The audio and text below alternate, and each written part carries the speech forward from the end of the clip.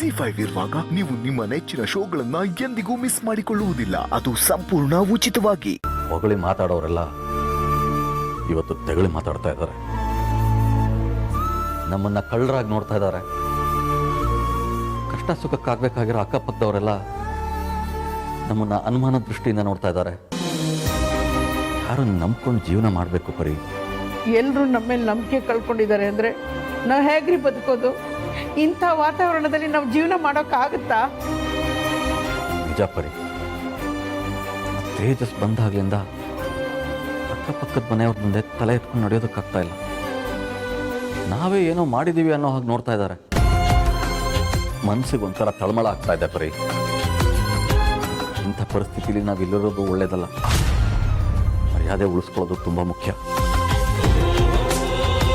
ಪರಿ, ನಾವಿಬ್ರು ಎಲ್ಲಿಗಾದ್ರೂ ದೂರ ಹೋಗ್ಬೇಕು. ಈಗಿರೋದು ನಮಗದೊಂದೇ ದಾರಿ.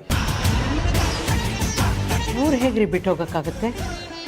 ಏನು ಹೇಳ್ತಿದ್ದೀರಾ ನೀವು? ಅದಿತಿ, ಅಂಜು ಇನ್ನೂ ಓದ್ತಾ ಇದ್ದಾರೆ. ನಾವು ಅವ್ರಿಗಿನ್ನೂ ಮದುವೆ ಮಾಡಬೇಕು, ಒಂದು ನೆಲೆ ಕಟ್ಕೊಡ್ಬೇಕು. ಈಗಿರುವಾಗ ಇದನ್ನೆಲ್ಲ ಬಿಟ್ಟು ಹೋಗೋದು ಅಂದರೆ ಹೇಗ್ರಿ? ಅದು ನಾವಿಬ್ರೆ. ಅವ್ರ ಬಗ್ಗೆ ಯೋಚನೆ ಮಾಡಬೇಡ ಪರಿ. ಅವರಿಬ್ರನ್ನು ಅಮ್ಮು ಆರ್ತಿ ನೋಡ್ಕೋತಾರೆ. ಈಗ ನಮ್ಮ ಮೇಲೆ ಬಂದಿರೋ ಆರೋಪನ ಸುಳ್ಳಾಗಿಸ್ಬೇಕು ಅಂದರೆ, ಊರವ್ರ ಮುಂದೆ ನಮ್ಮ ಮರ್ಯಾದೆ ಉಳಿಸ್ಕೋಬೇಕು ಅಂದರೆ ನಾವಿಲ್ಲಿಂದ ಹೊರಡಲೇಬೇಕು. ಸರಿ, ಮಕ್ಕಳು ಅಳಿಯಂದ್ರೆ ಇದಕ್ಕೆ ಒಪ್ತಾರ? ಒಪ್ಪಲಿಲ್ಲ ಅಂದರೆ ಒಪ್ಪಿಸ್ಬೇಕು. ಮರ್ಯಾದೆ ಬಿಟ್ಟು ಬದುಕೋದು ಒಂದೇ, ಪ್ರಾಣ ಕಳ್ಕೊಳ್ಳೋದು ಒಂದೇ. ಯಾವುದಕ್ಕೂ ಏನು ಮಾಡೋದು ಅಂತ ನೀನು ಯೋಚನೆ ಮಾಡು.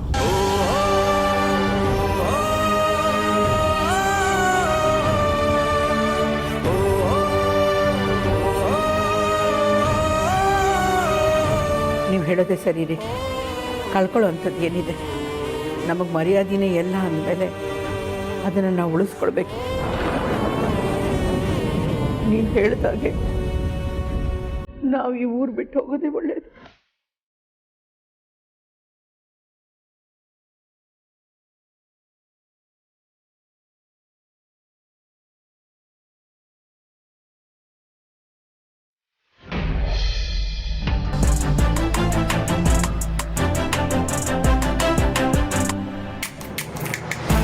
ಬಜಾರಿ, ಬಜಾರಿ ಬೇಗ ಬಾ.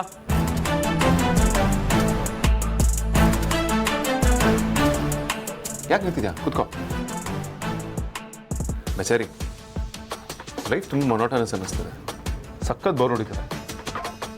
ಒಂದು 3 ದಿನ ಹಾಲಿಡೇಗೆ ಹೋಗೋಣ.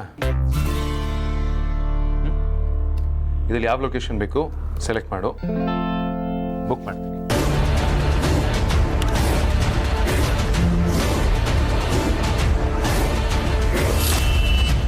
ಜಿ5 ಆಪ್ ಡೌನ್ಲೋಡ್ ಮಾಡಿ ಎಲ್ಲಾ ಸಂಚಿಕೆಗಳನ್ನು ಸಂಪೂರ್ಣ ಉಚಿತವಾಗಿ ನೋಡಿ.